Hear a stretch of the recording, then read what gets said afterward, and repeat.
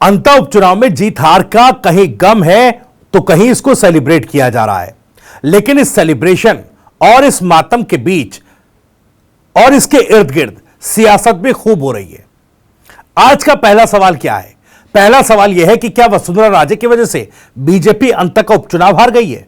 यह सवाल क्यों उठ रहा है? दरअसल बीजेपी के भीतर भले बीजेपी इस उपचुनाव में हार के बाद ये कह रही कि भाई हम अंता की जनता को शायद ठीक तरीके से समझा नहीं पाए और अपने विकास कार्यों को शायद उन तक नहीं ले जा पाए या उनको सही तरीके से बता नहीं पाए, और जो जनादेश है उसका सम्मान कर रहे हैं। ये बातें एक तरीके से जो बिल्कुल पॉलिटिकल टेम्पलेट की तरह होता है किसी भी हार के बाद, उसी तरीके से बीजेपी कह रही है। लेकिन अंदर खाने क्या चल रहा है? क्या वाकई वसुंधरा राजे की वजह से अंता उपचुनाव बीजेपी हारी है? दूसरा सवाल, नई धुरी पर बट रही है क्या बीजेपी जिस तरीके से कई गुटों में बटी हुई है, यह अंदर खाने चर्चा चलती रहती है। हालांकि सतह पर बीजेपी की गुटबाजी उतनी दिखाई नहीं देती जितनी कांग्रेस के भीतर, लेकिन क्या एक नई धुरी भी बीजेपी के भीतर बन रही है जिस पर बीजेपी फिर एक बार थोड़ी बढ़ती दिखाई दे रही है? तीसरा सवाल, दिल्ली से डोटासरा को क्या मिला? दरअसल तमाम बीजेपी के दिग्गज जो प्रदेश कांग्रेस के जो दिग्गज थे वो दिल्ली पहुंचे थे। दिल्ली में एक बैठक हुई, लगभग 3 घंटे के आसपास ये बैठक चली है। इस बैठक में क्या खास रहा और डोटासरा को क्या कुछ मिला? और चौथा सवाल यह कि अंता जीतने कांग्रेस का क्या उत्साह बढ़ा दिया है, और उत्साह में कांग्रेस अब किस तरीके से खुद को प्रोजेक्ट कर रही है और आने वाले समय के लिए क्या प्लान तैयार कर रही है, इस पर नजर डालेंगे। इन तमाम सवालों के जवाब टटोलने की कोशिश करेंगे। वीडियो में आगे बढ़े उससे पहले आपको बता दें कि राजस्थान की राजनीति, उसके सटीक विश्लेषण और अंदर की खबरें दिखाने वाला स्पेशल शो इनसाइड स्टोरी के साथ मैं हूं भविष्य त्यागी। तो देखिए, सबसे पहली बात तो बीजेपी की हार की, जिस तरीके से उपचुनाव गंवा दिया बीजेपी ने, सत्तारूढ़ होते हुए भी यह हैरान करता है कि कोई उपचुनाव सत्तारूढ़ दल गंवा दे। हालांकि कभी एंटी इनकम्बेंसी हो सरकार के खिलाफ, मौजूदा सरकार के खिलाफ, उसके विकास कार्यों या फिर वादा खिलाफी के प्रति गुस्सा लोगों में हो, तब इस तरह की चीजें देखी जाती है। लेकिन अमूमन, जैसा मैं बार बार कहता हूं कि उपचुनाव सत्तारूढ़ दल के खाते में आसानी से चला जाता है, इस तरह की अवधारणा है और इस तरह की चीजें, उस तरह के उपचुनाव जो है वो देखे गए। लेकिन यहां तो कुछ उल्टा ही हो गया।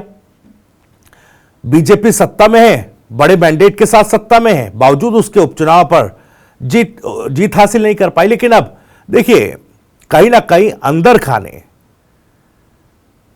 खाने इस तरह की चर्चा चल रही है कि भाई ठीकरा किस पर फोड़ा जाए। यह हार तो हुई है, शीर्ष नेतृत्व के कह देने पर वसुंधरा राजे और जो मुख्यमंत्री है मौजूदा भजनलाल शर्मा एक साथ भी दिखाई दे दिए थे। उसके बाद ये हार आखिर हुई क्यों है? आपको याद होगा, एक लेटर वायरल हो रहा है प्रताप सिंह सिंघवी का, 7 नवंबर का वो लेटर है। लेकिन कहा जा रहा कि भाई उस लेटर में जो उन्होंने लिखा था, नाराजगी जाहिर की थी कि देखिए, प्रचार में मैं दूसरा सबसे सीनियर विधायक हूं प्रदेश में बीजेपी का, बावजूद इसके स्टार प्रचारकों में उनका नाम नहीं था। उस लेटर में यह लिखा गया है। अब उन्होंने इसको लेकर अपनी नाराजगी जाहिर की। उन्होंने कहा कि बड़े मंत्रियों को भी नहीं बुलाया गया, जो इलाके के, जो क्षेत्र से जुड़े लोग हैं, जो मंत्री हैं, सत्ता में हैं, उनको नहीं बुलाया गया। उन्होंने शिक्षा मंत्री मदन दिलावर की बात कही उस लेटर में। उन्होंने मेंशन किया कि भाई हीरालाल नागर, ऊर्जा मंत्री जो हैं, उनको भी नहीं बुलाया गया, ना ही मुझे बुलाया गया। अगर हम लोग को बुलाया जाता तो अंता में लोगों पर, अंता की जनता पर इसका पॉजिटिव असर पड़ता। अब देखिए, सबसे हैरान करने वाली बात यह है, 2 बातें इसमें बहुत ज्यादा हैरान करने वाली है। पहला, प्रताप सिंह सिंघवी जो वसुंधरा राजे के बेहद खास नेता माने जाते हैं या माने जाते थे, अब ये आने वाला वक्त तय करेगा ये थे या फिर हैं, लेकिन वो इस तरह की नाराजगी जता रहे हैं। पहला हैरान करने वाली बात ये, और दूसरी हैरान करने वाली बात यह है कि प्रताप सिंह सिंघवी तब ये नाराजगी जता रहे हैं जब पूरी प्रभार, जो चुनाव का प्रभारी दुष्यंत सिंह को बनाया गया था, वसुंधरा के बेटे को, और ये कर करके पूरा चुनाव का जो जिम्मेदारी थी वो वसुंधरा राजे के झोली में डाल दी गई थी कि भाई आप संभालिए चुनाव, ये जो चुनाव हो रहा है इसकी पूरी जिम्मेदारी आपकी है। अब देखिए, बीजेपी भी ये जानती थी और मुख्यमंत्री भी ये जानते थे कि अगर वसुंधरा को दरकिनार करके उपचुनाव लड़ा गया तो फिर हार की जो माला है वो कहीं ना कहीं खुद पहननी पड़ेगी। मुख्यमंत्री भी ये जान रहे थे, बीजेपी का शीर्ष नेतृत्व तो भी ये जान रहा था।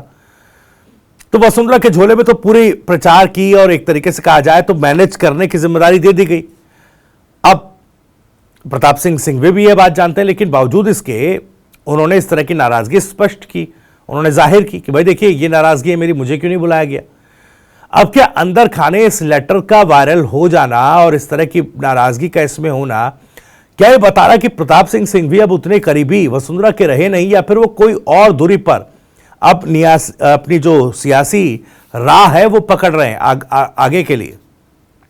क्योंकि देखिए बीजेपी जिस तरीके से बटी हुई है, अंदर खाने जो चर्चा चलती है, जो सियासी पंडित कहते हैं, और जिस तरीके से वसुंधरा को साइडलाइन किया गया था 2023 के विधानसभा चुनाव में और नतीजों के बाद, तब उनके करीबी नेता भी एक तरीके से साइडलाइन रहे हैं। अब प्रताप सिंह सिंघवी उन्हीं पर इनडायरेक्टली अगर इस तरह के आरोप लगा रहे हैं, भाई देखिए बड़े नेताओं को नहीं बुलाया गया, प्रभावी लोगों को नहीं बुलाया गया प्रचार करने के लिए उपचुनाव में, तो जाहिर ये हार होनी थी। तो क्या अप्रत्यक्ष तौर पर हार की माला वसुंधरा राजे के गले में डलवाई जा रही है, वो भी उन्हीं की करीबी नेता के जरिए? क्योंकि देखिए प्रताप सिंह सिंघवी अगर ये बात कहेंगे उनकी नाराजगी इस तरह की है, तो जाहिर है जब प्रचार की जिम्मेदारी वसुंधरा राजे की थी या प्रभारी उनके बेटे थे और वो पूरा जिम्मेदारी उनकी बनती थी, तो फिर आखिर ये चूक हुई तो किस स्तर पर हुई? अब इसको डिकोड करना बहुत बड़ी बात या कोई रॉकेट साइंस नहीं है। लेकिन प्रताप सिंह सिंघवी केवल अपनी नाराजगी के जरिए वसुंधरा को हार की माला पहना रहे हैं, क्या केवल ऐसा है या इसके पीछे भी कुछ और कहानी छुपी हुई है? देखिए चाहे प्रताप सिंह सिंघवी हो या इस तरह के वो नेता जो वसुंधरा राजे के करीबी माने जाते थे और साइडलाइन है 2023 के बाद, क्या प्रताप सिंह सिंघवी इस तरह की नाराजगी प्रकट कर मौजूदा सरकार और शीर्ष नेतृत्व के प्रति अपनी वफादारी साबित करने में लगे हैं?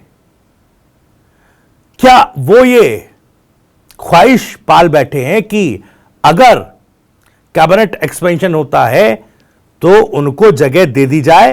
क्योंकि कैबिनेट एक्सपेंशन की बातें तो काफी समय से चल रहे हैं और इस एक्सपेंशन में प्रताप सिंह सिंघवी जैसे नेताओं का नाम भी आ रहा है, चर्चाओं में वो लगातार चलता है कि भाई प्रताप सिंह सिंघवी जो वसुंधरा के खास हैं उनको जगह दी जा सकती है। लेकिन अभी तक वो कैबिनेट एक्सपेंशन हुआ नहीं। क्या इस बात का डर ही अब प्रताप सिंह सिंघवी जैसे नेताओं को खाया जा रहा कि भाई अब जब चर्चा हो रही है, मीडिया पर चर्चा हो रही है, तो कहीं ऐसा ना हो जैसा बीजेपी हर बार करती है कि उनका नाम ही काट दिया जाए अगर वो लिस्ट में हो भी कि कैबिनेट में इनको जगह दे दी जाएगी। तो क्या इस तरह की नाराजगी और अप्रत्यक्ष तौर पर वसुंधरा पर हार का ठीकरा फोड़ने का जो स्टंट किया गया, क्या इसके जरिए कैबिनेट में भी अपनी जगह पक्की करने का एक तरीके से दावा ठोक दिया गया? यह सवाल है। क्या कैबिनेट की तरफ अब प्रताप सिंह सिंघवी देख रहे हैं उस धुरी पर? अब प्रताप सिंह सिंघवी अपनी राजनीति को राजस्थान में आगे बढ़ाने के लिए बढ़ चुके हैं? यह सवाल है। अब देखिए अंदर खाने इस तरह की चर्चाएं और जो सियासी घटनाक्रम है उसको डिकोड करने की कोशिश करते हैं। हालांकि अब जब बात करते हैं बीजेपी के सूत्रों से, बीजेपी के ऐसे लोगों से जो कुछ इस तरह की खबरें हम तक पहुंचाते हैं, तो कहीं ना कहीं वो अनौपचारिक रूप से बिना कुछ कहे एक तरीके से संदेशों के जरिए जानकारी देने की कोशिश करते हैं। अब संदेशों को, संकेतों को डिकोड करना आपका और हमारा काम है। चूंकि देखिए इस तरह की नाराजगी उस वक्त आप नहीं जाहिर कर सकते जब आप ही के नेता को प्रभारी बनाया गया उपचुनाव का। अगर आप ऐसा करते हैं तो सीधे तौर पर आप अपने नेता को ही इस हार का जिम्मेदार बताने की कोशिश भी कर रहे हैं। खैर आने वाले दिनों में स्पष्ट होगा कि आखिर ये जो नाराजगी थी, क्या इसके जरिए वाकई अंतः उपचुनाव की हार का ठीकरा वसुंधरा पर फोड़ा गया है क्या? लेकिन दिल्ली में जो बैठक कांग्रेस की हुई इसमें क्या हुआ? देखिए दिल्ली में ये बैठक चली 3 घंटे लगभग, कई मुद्दों पर बातचीत हुई। हालांकि इस बैठक में एक तरीके से कहा जाए तो डोटासरा की पीठ थपथपाई गई, क्योंकि एक तरीके से कहा गया कि भाई बाकी जगहों के बनिस्बत राजस्थान में कांग्रेस बड़ी मजबूत है। अब देखिए वहां जानकारी दी गई, केसी वेणुगोपाल साहब भी वहां थे, जानकारी दी गई किस तरीके से उन्होंने जो फीडबैक लिया कि किस तरीके से 52,000 बूथों पर बीएलए जो हैं, बूथ लेवल एजेंट जो हैं, उनकी तैनाती हो गई है। और ये बड़ी संख्या है, 52,000 बूथों पर अगर कांग्रेस पार्टी किसी राज्य में बूथ लेवल एजेंट अपने नियुक्त कर चुकी है तो बाकी राज्यों के मुताबिक ये एक मजबूत सेटअप कांग्रेस का राजस्थान में। इस तरह की बातें हुई, अंता जीत की भी बात हुई, सेलिब्रेट किया, ये तमाम बातें गिना करके अंता की जीत को सेलिब्रेट कर रहे हैं। लेकिन वहीं वोट चोरी का नैरेटिव नहीं छोड़ा जा रहा कांग्रेस से। बिहार में चुनाव से पहले भी वोट चोरी के आरोप और अब हार के बाद भी वोट चोरी की बात, लेकिन अंतः चुनाव को लेकर कांग्रेस इस तरह की बातें नहीं कह रही है। अंतः चुनाव को लेकर दिल्ली में जा रहे हैं प्रमोद जैन भाया, जो हैवीवेट कैंडिडेट थे कांग्रेस के, उनको लेकर के गए, राहुल गांधी से मिलवाया और कहीं ना कहीं खुद को यह बताया कि देखिए हम कितने मजबूत राजस्थान में हैं। भाई अगर वोट चोरी अगर हो सकती है या इसकी कोई संभावना है तो फिर क्यों कांग्रेस पार्टी पूरी तरीके से चुनावी प्रक्रिया का बहिष्कार करके ये कहती कि चुनाव आयोग पहले इस पूरे प्रक्रिया को पारदर्शी करे, उसके बाद हम चुनावी मैदान में उतरेंगे। यानी कि चुनाव भी लड़ना है, जहां जीत हो रही है वहां जीतना भी है और जहां हार होनी है वहां पर वोट चोरी के आरोप लगा देने। कहावत है कि भाई मीठा मीठा गप गप, कड़वा कड़वा थू थू, इस तरह के एक सिनेरियो बन रहा है कांग्रेस पार्टी के लिए। लेकिन दिल्ली की बैठक में एक तरीके से पूरी जो बैठक रही उसमें बताया गया कि भाई अब राजस्थान के मॉडल को हम बाकी राजस्थान का जो एक तरीके से सेटअप है कांग्रेस का, उसको दूसरे राज्यों के लिए एक मॉडल बनाएंगे कि भाई देखिए इस तरह का मॉडल बनना है बाकी राज्यों में अगर कांग्रेस पार्टी को मजबूत होना है तो। खैर, हालांकि आपको याद होगा कुछ दिन पहले सचिन पायलट ने भी काफी तारीफ डोटासरा की थी। अब अंता की जीत के बाद जो वाहवाही मिल रही है दिल्ली में, उससे डोटासरा बहुत खुश होंगे। लेकिन जैसा मैं कह रहा हूं, जो नैरेटिव कांग्रेस लेकर चल रही है वो नैरेटिव में ट्रांसपेरेंसी नहीं है। इस नैरेटिव में कॉन्ट्रडिक्शन दिखता है, साफ दिखता है। और शायद यही कॉन्ट्रडिक्शन कांग्रेस का है जिसकी वजह से कांग्रेस पार्टी पर व्यापक स्तर पर अभी वोटर्स भरोसा नहीं कर पा रहे हैं कि भाई जहां जीत होती है वहां वोट चोरी या ईवीएम में गड़बड़ी जैसे आरोप नहीं लगाते, जहां हार हो जाती है वहां फिर वही राग अलापने लगते हैं कि वोट चोरी हुई या ईवीएम में गड़बड़ हुई, ईवीएम हैक हो गया।